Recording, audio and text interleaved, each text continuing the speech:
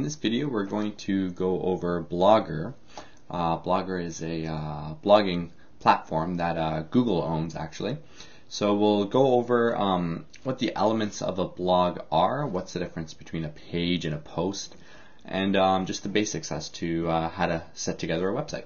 So for Blogger, you go to blogger.com and you'll be asked to put in your Google credentials. So once you do that, you'll get to the main screen, which is right here. So I have a blog that I made last year for another technology education workshop. I'm going to make a new blog now for the CTEP program that we're doing right now.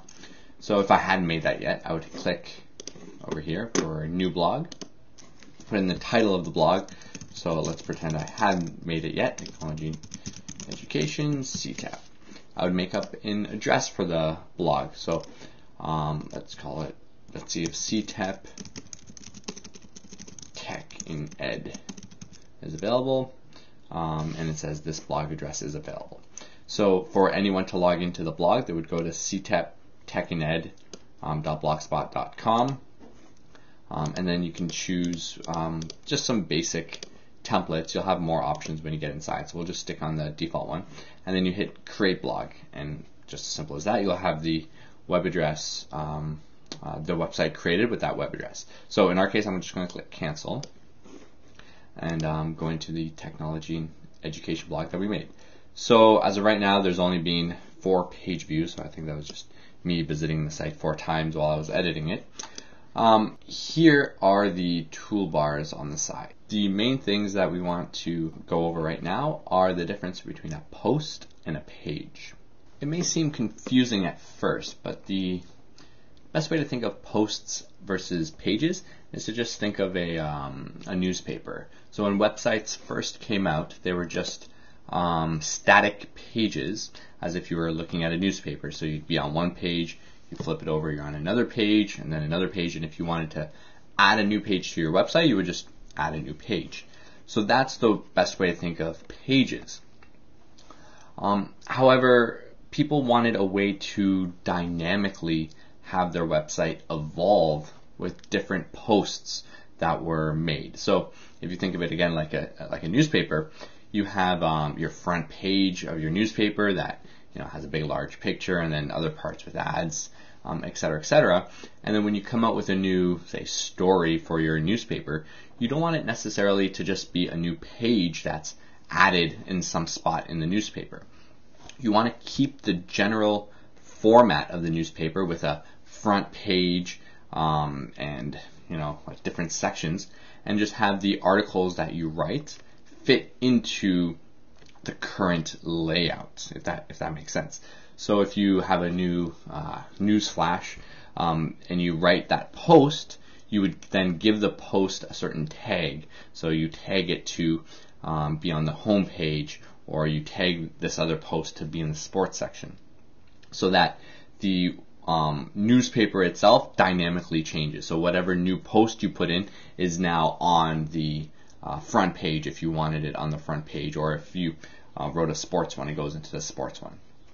So hopefully that made sense. It wasn't just too much talking, but that's how you're to think of posts and pages. So if you're making a education or a classroom website, you would make some pages that you want, say, to stay the same, like the general format that you want. So for example, your course outline isn't going to change. You just want that there. You'd make a page that's your course outline, and then when you're adding updates for, say, homework assignments, you don't necessarily make a new page every time there's an update, because then you're going to have a lot of pages.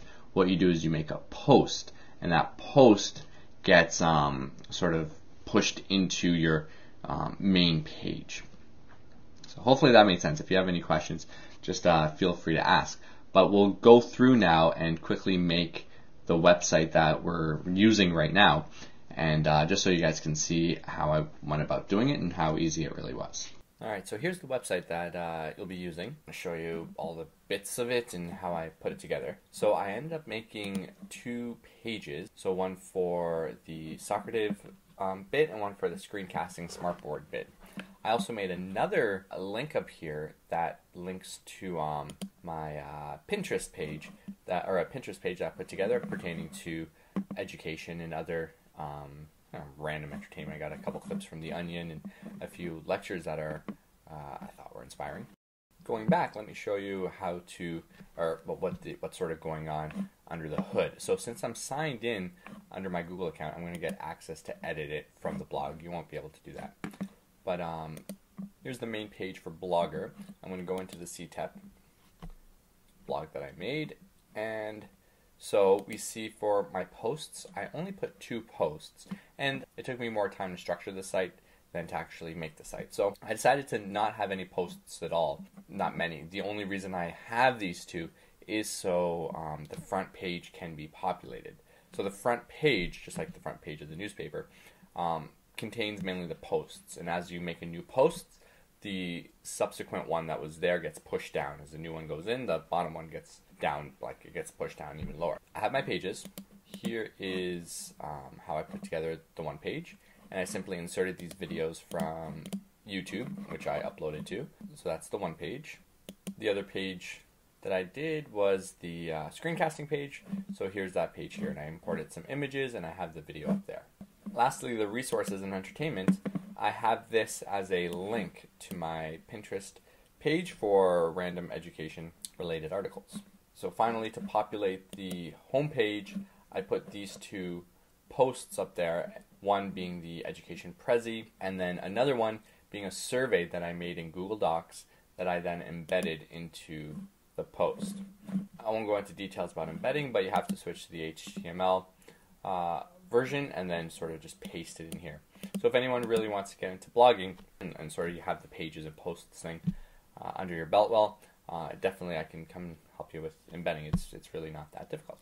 So now, if you like, you can try making a really quick blog. Just give it a title of anything, a web address of whatever, and or you can even try making the blog that you're going to use for your practicums and give that link out to students to go on to check their homework and everything and see how successful you are using it. Or if you just wanted to practice, that's fine. But try making a few pages and putting up a few posts, and you can play around with the other toolbars here with the layout and template and stuff. We didn't go into this very much. You can also take some time and browse the website, and be sure to leave comments here and there and let me know what you liked and what was helpful. Alright, thanks for watching.